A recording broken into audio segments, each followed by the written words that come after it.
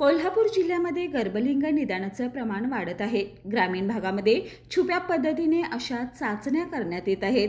त्यातच काल कोल्हापुरातील फुलेवाडी येथील प्रतीक्षा क्लिनिकमध्ये अवैध गर्भलिंग निदान आणि गर्भपातासाठी औषधाची विक्री होत असल्याच्या संशयावरून आरोग्य विभागाने गुरुवारी छापा टाकला। या प्रकरणात संशयित डॉक्टरला अटक करण्यात आली।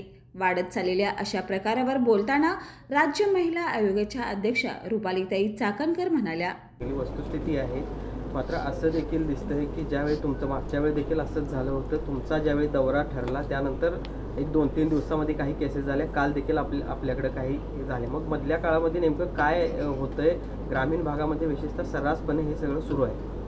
याच्यासाठीच मी खरं तर राज्याचा दौरा करते, जेणेकरून या दौऱ्याच्या निमित्तानं माझ्याकडे आलेला आढावा आणि प्रत्यक्ष असलेली वस्तुस्थिती मला पाहता येते। यासाठी आम्ही सातत्याने आमच्या आयोग कार्यालयातून प्रत्येक महिन्याला 2 महिन्याला जसे आम्हाला ज्या भागामध्ये वाटतात की अशा घटना घडतात त्यांच्याकडून आम्ही अहवाल मागवत असतो। पण ह्या संपूर्ण महाराष्ट्रामध्ये कोल्हापूर हा एकमेव जिल्हा आहे जिथं मी तिसऱ्यांदा आढावा बैठकीसाठी आली आणि यासाठी सातत्याने आढावा घेते। जे सोलापूर असेल, पालघर असेल, या भागांमधल्या आढाव्याच्या निमित्तानं की बॉर्डरवरती जिल्हा असेल की त्यांचे प्रश्न त्या पद्धतीचे राहतात। प्रत्येक जिल्हा भौगोलिकदृष्ट्या वेगळा आहे, त्यांची संस्कृती वेगळी आहे आणि त्याच्यामुळे तिथले प्रश्न वेगळे आहेत। पण आम्ही त्याच्यावरती लक्ष ठेवून आहेत आणि मी आपल्याला प्रत्येक वेळेस सांगते, मला वाटतं तर आपण तिसऱ्यांदा भेटतोय, तर इथून पुढे देखील माझी तुम्हाला सगळ्यांना विनंती राहील, अशा कोणत्या पद्धतीच्या घटना घडल्या तर फक्त एक मेल आम्हाला करा किंवा एक मेसेज आम्हाला करा, आम्ही संबंधित अधिकाऱ्यांना निश्चितपणाने जाब विचारू। खरं तर प्रशासनिक काम करत असतं, पण बऱ्याच वेळा प्रशासनापर्यंत तळागाळापासून येणारी माहिती ही प्रॉपर येत नसते। म्हणून तर हे सामाजिक कार्यकर्ते अतिशय चांगल्या पद्धतीने काम करणारे असतात, ज्यांना आपण कायम बरोबर घेऊन काम करत असतो। पण या माध्यमातून पोलीस अधीक्षकांना मी सूचना केलेल्या आहेत की इथून पुढे आरोग्य विभाग असेल, हा आरोग्य विभाग त्यांच्याकडे असलेले सोनोग्राफी सेंटर्स असतील आणि त्याचबरोबर संबंधित विभाग असेल तर त्यांच्यावरती लक्ष ठेवून राहिलं आणि अशा काही तक्रारी आल्या तर त्याच्यावरती कारवाई करूच, पण तक्रारीच येऊ नये याच्यासाठी आधीपासूनच कारवाई होणे फार गरजेचे आहे। त्याच्यासाठी आम्ही सतर्क राहू। नेहमी असं कोल्हापूरमध्ये यावं लागणार आहे, म्हणजे आधी 2 दिवस दौरे सांगायचे, मग त्यानंतर कारवाई सुरू होती? पूर्वीच्या 3 आढाव्यामध्ये जी आकडेवारी होती, ज्या पद्धतीची एक भीषणता होती, ह्या सगळ्यांमध्ये बदल घडत आता मला 3 आढाव्यानंतर खूप चांगला बदल दिसतोय। कोणतीही गोष्ट एकदम आपल्याला बदल जादूची कांडी फिरवल्यासारखी वाटणार नाही। 150-200 वर्षापूर्वी आपण सुरू केलेली विधवा प्रथा, आणि मला कौतुक वाटतं जी कोल्हापूरमध्ये देखील आता त्याच्या संदर्भातला ठराव मान्य केला गेला।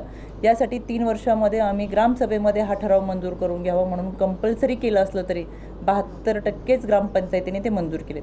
अजूनही आमची मानसिकता होत नाही आहे। खरं तर ही मानसिकता बदलण्यासाठी पोलीस त्यांचं काम करते, प्रशासन त्यांचं काम करेल, कायदा सुव्यवस्था त्यांचं काम करेल, पण एक माणूस म्हणून आम्हाला देखील आमचं काम केलं पाहिजे। आमच्यातलं खऱ्या अर्थानं आत्मभान आम्हाला ठेवलं गेलं पाहिजे की कायदा सुव्यवस्था प्रशासन असून चालणार नाही आणि कायदे कडक असून चालणार नाही।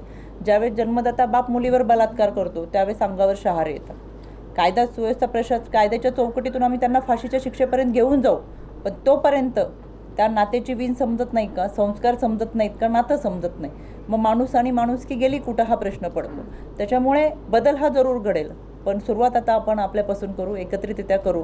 प्रयत्न करण्यासाठी आम्ही सगळेच जण एकत्रितरित्या काम करतोय, पण समाजाची मानसिकता बदलण्यासाठी आपल्या सगळ्यांनी एकत्र आलं पाहिजे।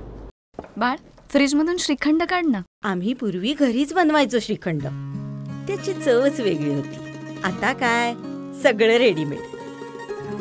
आजी, हे श्रीखंड खाऊन बघ। आज तुझ्या आईनं घरीच बनवलं की काय? हे आहे गोकुळचं श्रीखंड, अगदी जिभेवर रेंगाळणार। जिभेवरच नाही तर मनावरही रेंगाळणार। गोकुळ श्रीखंड, मनावर रेंगाळणार।